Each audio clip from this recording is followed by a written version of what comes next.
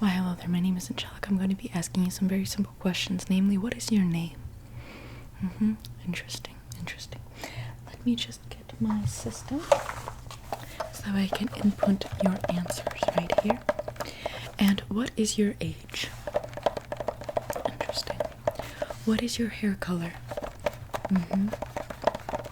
Currently. What is your eye color? Interesting. What is your favorite genre of movie? And if you don't happen to have one, just say eclectic. Eclectic. It basically means a multitude, or you're very much, you don't really belong to one group, you belong to several, or you like several. What is your favorite movie? And once again, if you don't have one, eclectic. Okay. Now, as for the movie selections, would you say you have a top 5 favorite movies, top 10 favorite movies, top 20 favorite movies? What number resonates with you the most? If you are confused over the question, just say not interested. Okay. Interesting. Do you happen to read? Have you read a book completely in the past year? Okay. Do you enjoy reading books? Okay. What is your favorite type of book? Could be nonfiction, could be fiction, could be romance, could be drama, could be tragedy. If it's more than that, it could be also eclectic once again. Okay. Interesting. Now, what is your favorite book if you have one? Once again, if you don't, say eclectic. Okay. Interesting. Now, what elementary school did you attend, if you attended an elementary school or a primary school? Interesting. Now, what middle school did you attend, if not a secondary school, and if not homeschool? Interesting. And lastly, what high school did you attend, and once again, secondary school or homeschool did you attend? Okay. So your homeschool was home. Interesting. Now, did you have any advanced educational aspirations, going to college, university, getting your bachelor's, associate's, doctorate, master's, or were you more so engaged with more freelance work, or more engaged with more non-traditional paths for your adulthood? Or are you currently seeking out one of those two options? Okay, interesting. If you do attend a college or advanced educational path, would you attend the community college, then university, then master's, then doctorate path, or would you try to qualify for the most prestigious school possible right off the bat? Okay. Interesting. What is your opinion on prestige when it comes to schools? Okay, interesting. What is the highest level of education you think you want to get? Interesting. Do you regret your formal education prior to university? Okay. Up to what grade do you feel like you could have backed out of school had it been your voluntary choice?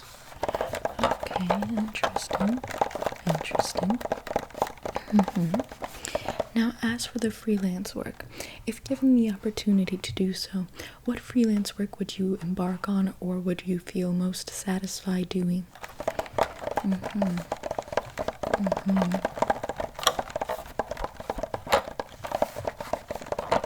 Interesting. What was your daydreams when you were a child of what type of building, apartment, house you would have as an adult, or currently have as a child or teenager?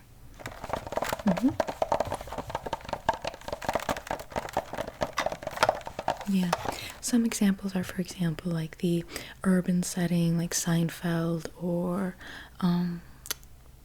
Friends, or for example, a more cottagey sort of life, much like Matilda, or perhaps a life like Kiki's delivery service, a small town in a removed place from society. Those are some options that are commonly cited as being getaways or fantasy lands or aspirations that young people have for their future or currently had for their future.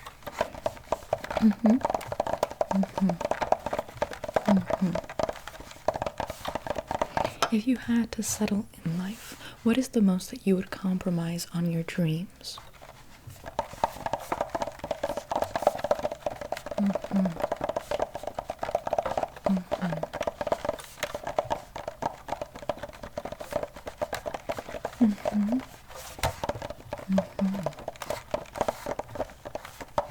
What is your primary drive, whether it be security, adventure, fun, thrill, or a sense of promise?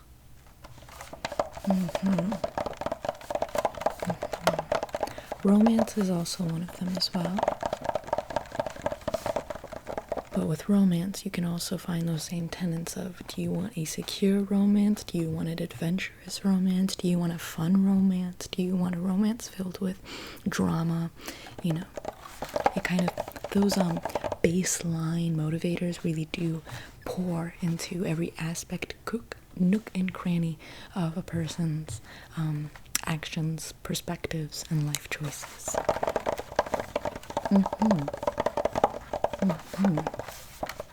What is your zodiac sign? Interesting. Do you happen to know your moon sign? No? I would highly suggest you really familiarize yourself with your natal chart. It might give you a very good insight as to what's going on in your mind, soul, and body. Now, tell me, what is your ideal getaway, whether it be a forest retreat, a tropical retreat, a urban retreat, going to the city and just, enjoying the infrastructure, the buildings, the thrill of the nightlife, or whether it be a complete and total seclusion from society, much like Ted Kaczynski. Interesting.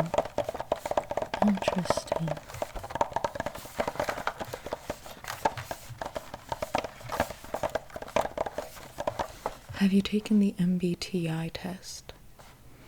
No?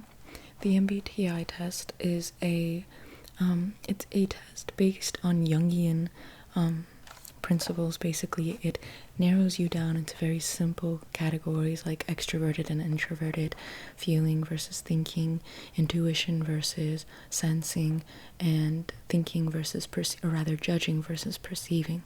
And it also assesses whether or not you're a very assertive type or a very turbulent type.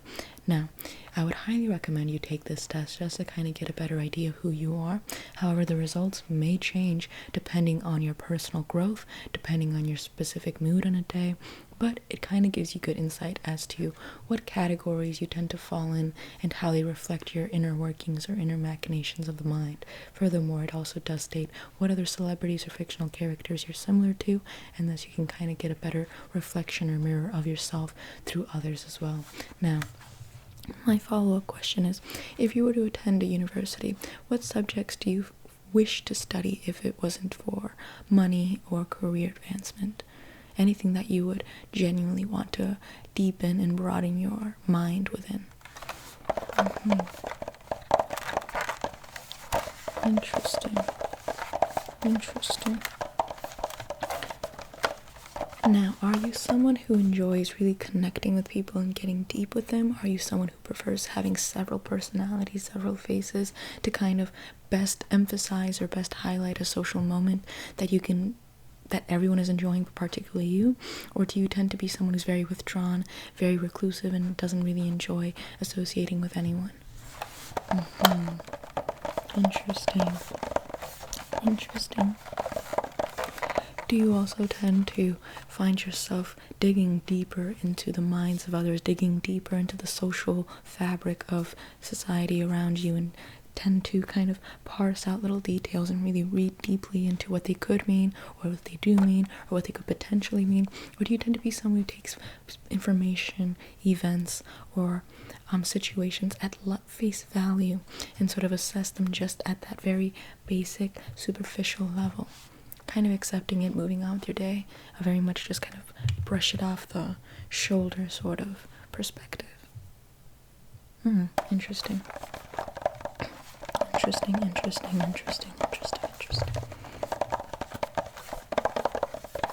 Now, are you someone who tends to allow your heart to govern your decisions in respect to whatever your gut feeling is telling you, whatever your heart is telling you?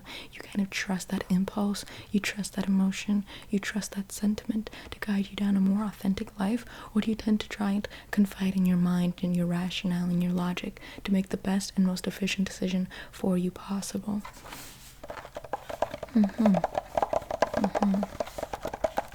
A balance between the both is ideal, but oftentimes when you're growing up or a little more immature, you tend to rely on one more than the other, and you tend to point the finger at the other that you don't identify with.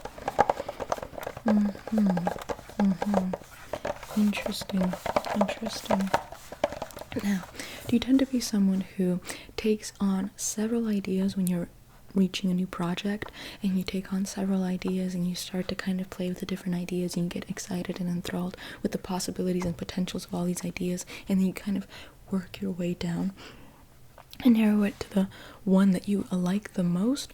Or do you tend to be someone who takes one possible seed, one possible idea, analyze with it, play with it until you get multiple branches spawning out from that one seed, kind of giving you a plethora of possibilities? Interesting.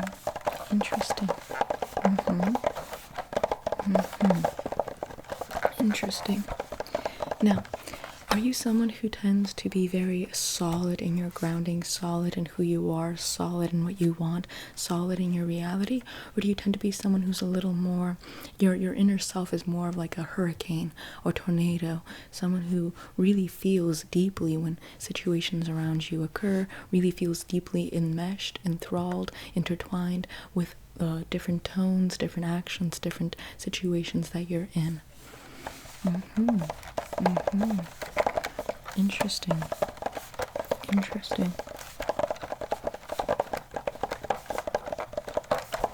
Now, do you tend to be someone who prioritizes materialism, security, a sense of commitment, a sense of grounding, a sense of security, if I haven't already stated that, but security cannot be dispensed away with? Or do you tend to be someone who's a little more fly at the edge of your seat, very fiery, very much adventurous? You don't really care for commitment, you don't really care for long-term goals because you feel like they're cages or prisons to you? Interesting.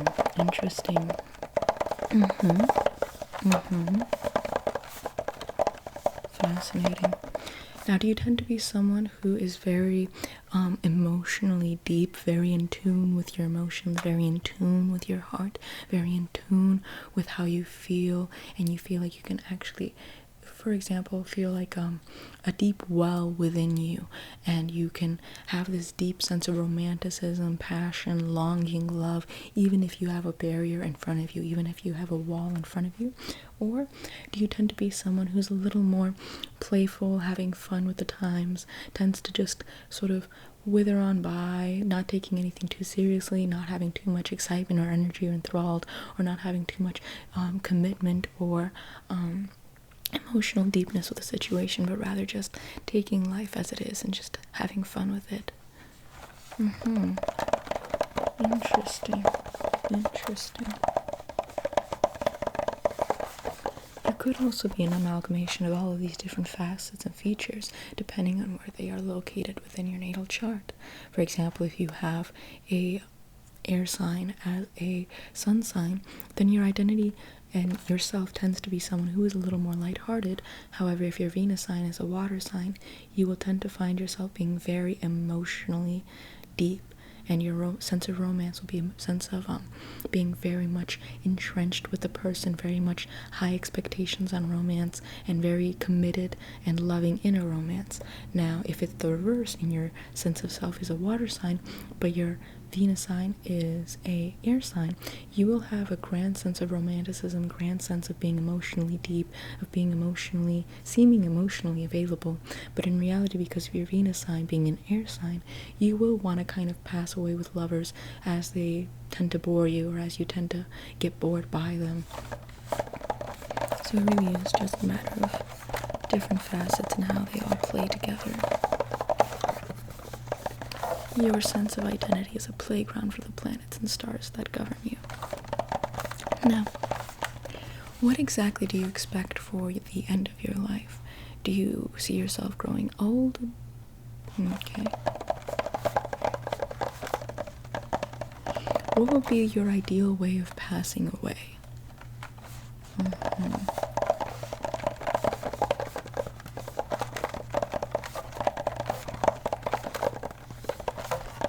Would you be surrounded by anybody, or associated or accompanied by anyone? Or do you prefer to just pass away alone? Interesting. Now, before you pass away, how do you see the last years of your life turning out?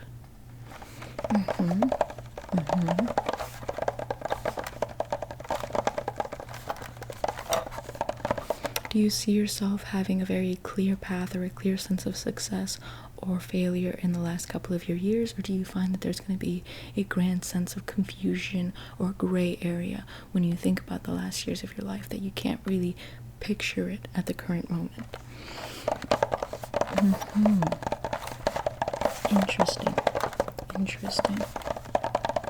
Do you see yourself having children? That includes adoption, or includes biologically having children?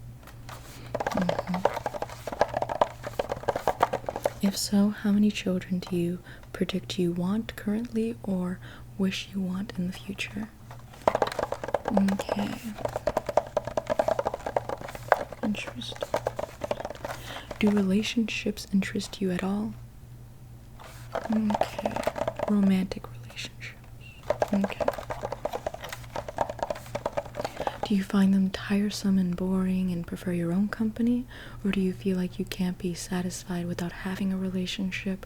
Or do you feel like a relationship is there to service your needs and service your sense of, your sense of personal needs? Interesting.